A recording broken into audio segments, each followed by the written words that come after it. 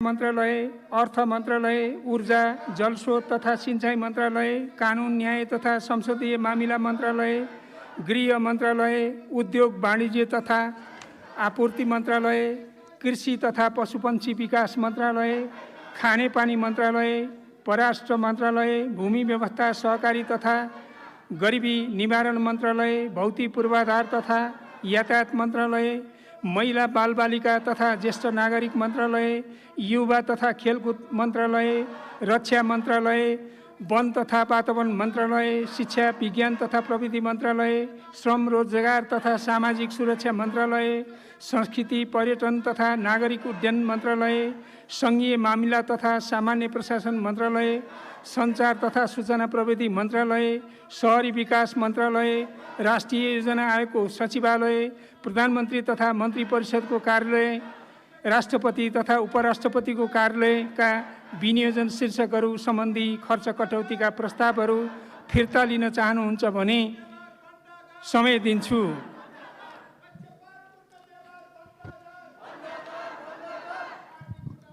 सभामुख महोदय, मैले यो खर्च कटौतीको प्रस्तावमा युवा मन्त्रालयलाई युवा वैश्विकरण मन्त्रालयको आरोप लगाएकोलाई कसरी मुक्त गर्ने, नेपालमै रोजगारी कसरी दिने युवालाई, मन्त्री र सचिवसम्म पुर्याउनु पर्छ भने म्यान पावर कम्पनीहरूले रकम उठाएको बारे सरकारको भनाइ के छ, श्रमिकलाई बाँच्न पुग्ने न्यूनतम ज्याला निर्धारण नभएको बारे सरकारको भनाइ के छ र साथसाथै नेपाल वायुसेवा निगमलाई वर्षमा 12 करोड 62 लाख घाटा पुर्याउने मन्त्री र अधिकारीहरूलाई कारबाही खोइ, वाइट बडी जहाज लगायतको भ्रष्टाचारीहरूलाई कारबाही खोइ भनेर मैले प्रश्न उठाएको थिएँ। यी प्रश्नहरूको जवाफ नआएको हुनाले मैले आफ्नो खर्च कटौतीको प्रस्ताव फिर्ता नलिने जानकारी गराउन चाहन्छु। धन्यवाद।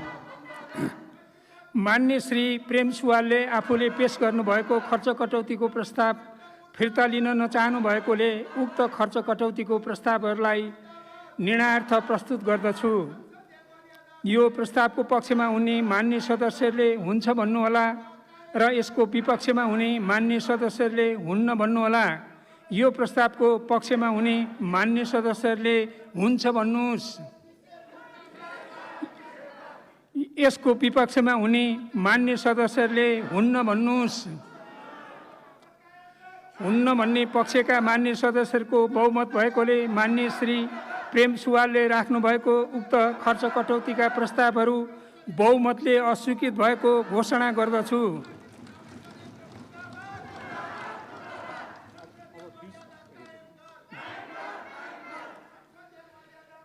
मान्य सदस्यहरू, अब मान्य अर्थमन्त्री श्री जनार्दन शर्माले विनियोजन विधेयक अन्तर्गतको छलफलको जवाब दिने क्रममा सरकारको तर्फबाट विधेयकमा समावेश गर्ने गरी प्रस्ताव गर्नुभएको संशोधनलाई स्वीकृतिको लागि निर्णयार्थ प्रस्तुत गर्दछु।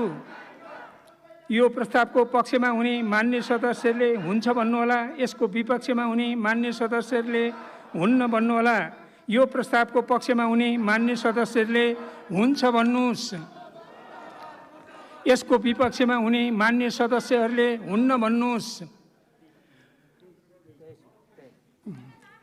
हुन्छ भन्ने पक्षका मान्य सदस्यहरूको बहुमत भएकोले मान्य अर्थमन्त्री श्री जनार्दन शर्माले विनियोजन विधेयक अन्तर्गतको छलफलको जवाब दिने क्रममा सरकारको तर्फबाट विधेयकमा समावेश गर्ने गरी प्रस्ताव गर्नुभएको संशोधन स्वीकृत भएको घोषणा गर्दछु।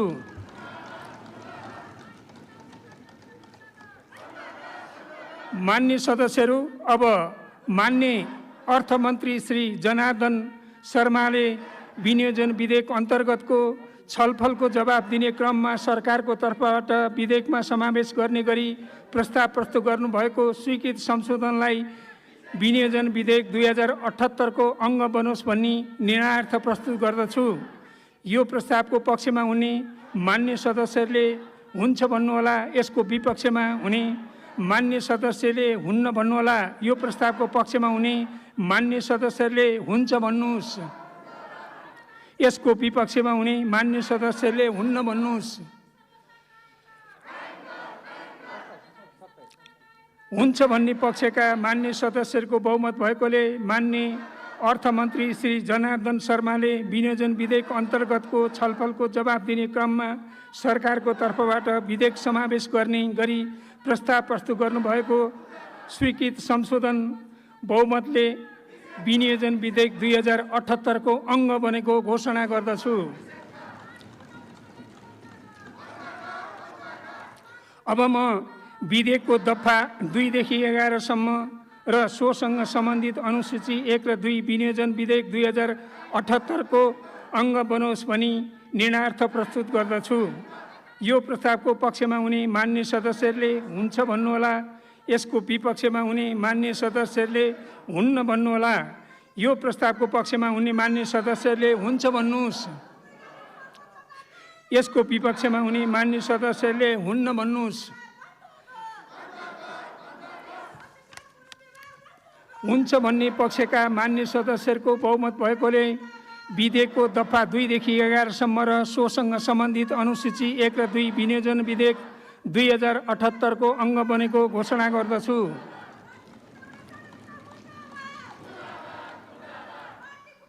अब म विधेयकको प्रस्तावना र नाम पढेर सुनाउँदछु। प्रस्तावना: आर्थिक वर्ष 2078-79 को सेवा र कार्यको लागि सङ्घीय सञ्चित कोषबाट व्यवहार हुने रकम विनियोजन गर्ने र सो रकम गर्ने अधिकार दिन वाञ्छनीय भएकोले सङ्घीय संसदले यो नियम बनाएको छ। संक्षिप्त नाम र प्रारम्भ: वाञ्छनीय भएकोले सङ्घीय संसदले यो ऐन बनाएको छ। संक्षिप्त नाम र प्रारम्भ: यस ऐनको नाम विनियोजन ऐन 2078 रहेको छ। यो ऐन सम्मत 2078 साल भदौ 31 गतेदेखि प्रारम्भ हुनेछ। अब म विधेयकको प्रस्तावना र नाम विनियोजन विधेयक 2078 को अङ्ग बनोस् भन्ने निर्णयार्थ प्रस्तुत गर्दछु। यो प्रस्तावको पक्षमा हुने मान्य सदस्यहरूले हुन्छ भन्नुहोला, यसको विपक्षमा हुने मान्य सदस्यहरूले हुन्न भन्नुहोला। यो प्रस्तावको पक्षमा हुने मान्य सदस्यहरूले हुन्छ भन्नुहोस्, यसको विपक्षमा हुने मान्य सदस्यहरूले हुन्न भन्नुहोस्। हुन्छ भन्ने पक्षका मान्य सदस्यहरूको बहुमत भएकोले विधेयकको प्रस्तावना र नाम विनियोजन विधेयक 2078 को अङ्ग बनेको घोषणा गर्दछु। मान्य सदस्यहरू, अब मान्य अर्थमन्त्री श्री जनार्दन शर्मालाई विनियोजन विधेयक 2078 लाई पारित गरियोस् भनी प्रस्ताव प्रस्तुत गर्न अनुमति दिन्छु।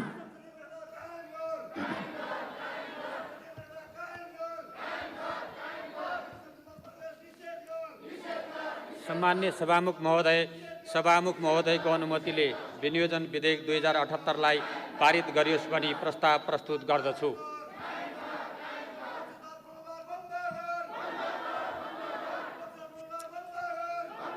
अब यो प्रस्तावलाई निर्णयार्थ प्रस्तुत गर्दछु। यो प्रस्तावको पक्षमा हुने सदस्यहरूले हुन्छ भन्नुहोला, यसको विपक्षमा हुने मान्य सदस्यहरूले हुन्न भन्नुहोला। यो प्रस्तावको पक्षमा हुने मान्य सदस्यहरूले हुन्छ भन्नुहोस्, यसको विपक्षमा हुने मान्य सदस्यहरूले हुन्न भन्नुहोस्। हुन्छ भन्ने पक्षका मान्य सदस्यहरूको बहुमत भएकोले विनियोजन विधेयक 2078 बहुमतले पारित भएको घोषणा गर्दछु। मान्य सदस्यहरू, अब मान्य अर्थमन्त्री श्री जनार्दन शर्मालाई आर्थिक विधेयक 2078 माथि विचार गरियोस् भन्ने प्रस्ताव पेश गर्न अनुमति दिन्छु।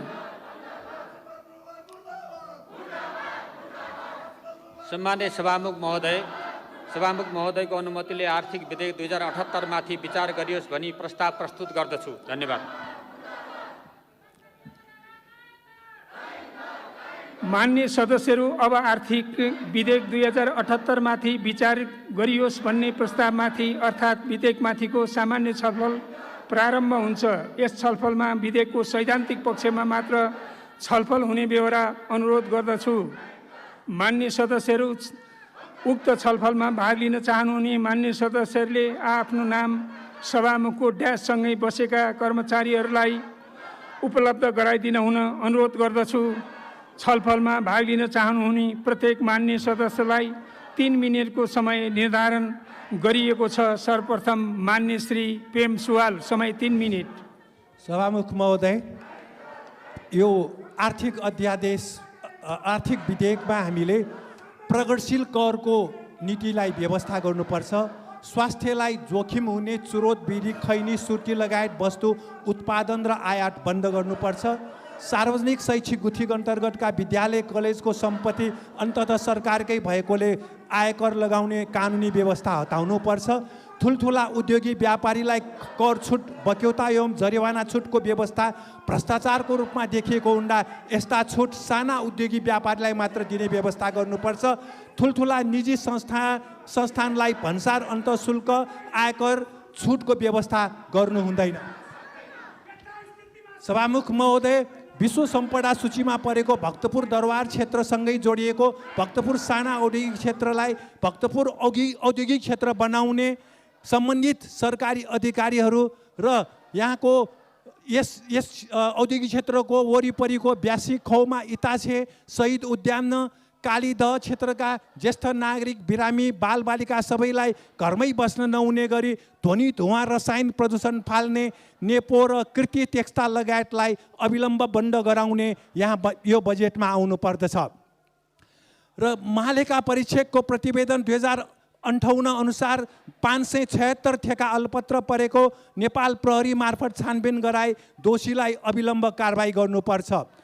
बैंक तथा वित्तीय संस्था मर्जरमा 4.5 अर्ब रुपियाँ कर छली भएको पनि छानबिन गरी दोषीलाई कारबाही गर्नुपर्छ। मेलम्ची खानेपानी आयोजनाको 28 वटा गाडी गायब पारिएको बारे छानबिन गरी दोषीलाई कारबाही गर्नु आवश्यक छ। बझाङको सडक बनाउँदा, दोजर चलाउँदा 2 वटा गाउँपालिका भाँसिएको र 1037 परिवार जङ्गलमा बास बस्नु परेको बारे आवश्यक छानबिन गरी दोषीलाई कारबाही गर्नुपर्दछ। ठुला 37% ऋणीलाई 90% कर्जा र बाँकी 63% ऋणीलाई 10% कर्जा दिने अर्थ मन्त्रालयको यो व्यवस्था खारेज गरी प्रगतिशील कदम उठाउनु आवश्यक छ। 36 न्यायाधीशले 1 करोड 41 लाख रुपियाँ कर छली गरेको र राष्ट्र बैङ्कका कर्मचारीले 1.25 अर्ब रुपियाँ कानुन विपरीत भट्टा खाएको छानबिन गरी दोषीलाई कारबाही गर्नुपर्दछ। र साथसाथै भारतबाट डिलर प्राप्त गरेका बजाज कम्पनीले 76 करोड भ्याट छुट प्राप्त गरेको र सो भ्याट छुट उपभोक्ताले पाउनु पर्नेमा यसबारे छानबिन गरी दोषीलाई कारबाही गर्नुपर्दछ। धन्यवाद।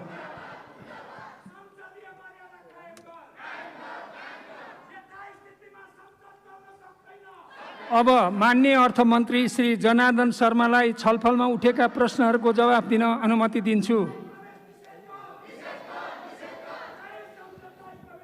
सम्मान्य सभामुख महोदय, आर्थिक अध्यादेशको सैद्धान्तिक पक्षमा उठेका प्रश्नहरूमा विद्यालयको आयकरको सन्दर्भमा, औद्योगिक क्षेत्रको सन्दर्भमा, शैक्षिक संस्था र निजी क्षेत्रहरूको करको सन्दर्भमा, भक्तपुरको औद्योगिक क्षेत्रको सन्दर्भमा उठेका सैद्धान्तिक प्रश्नहरूप्रति ध्यान आकर्षण भएको कुरा गर्दै मुख्य गरी अहिले आर्थिक विधेयकले हाम्रो रेमिटेन्समा आधारित भन्सार बिन्दुमा आउने राजस्वमा आधारित अर्थतन्त्रलाई उत्पादनमुखी अर्थतन्त्रमा आन्तरिक राजस्व वृद्धि गर्ने अर्थमा लिएर नीतिहरू, सामान्य नीतिहरू हेरफेर गरेको छ र त्यसबाट देशलाई आत्मनिर्भरतातिर लैजाने, औद्योगिकरणतिर लैजाने, देशकै कच्चा पदार्थको उपयोग गरेर कृषि, जडीबुटी र अन्य खानीजन्य उद्योगहरूलाई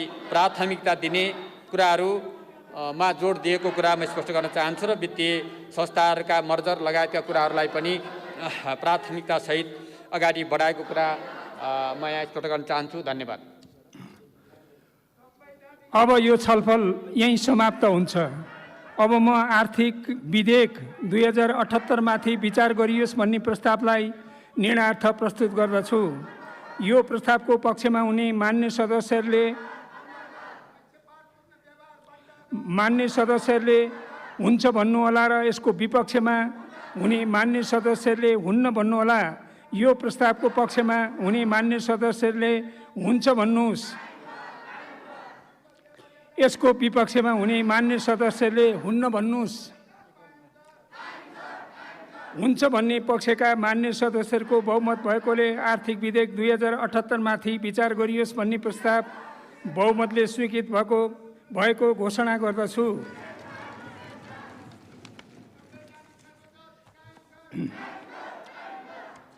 माननीय सदस्यहरू, प्रतिनिधि सभा नियमावली 2075 को नियम 149 को उपनियम 3 बमोजिम आर्थिक विधेयक 2078 माथिको दफावार छलफलको लागि यही 2078 साल असोज 7 गते बिहिबार व्यवस्थापन कार्य प्रारम्भ भएपछिको समय तोकेको छु। मान्य सदस्यहरू, अब मान्य अर्थमन्त्री श्री जनार्दन शर्मालाई राष्ट्र ऋण उठाउने विधेयक 2078 माथि विचार गरियोस् भन्ने प्रस्ताव पेश गर्न अनुमति दिन्छु।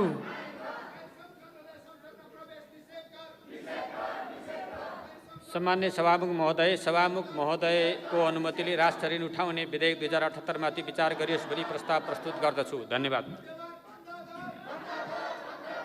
अब राष्ट्र ऋण उठाउने विधेयक 2078 माथि विचार गरियोस् भन्ने प्रस्तावमाथि अर्थात् विधेयकमाथिको सामान्य छलफल प्रारम्भ हुन्छ।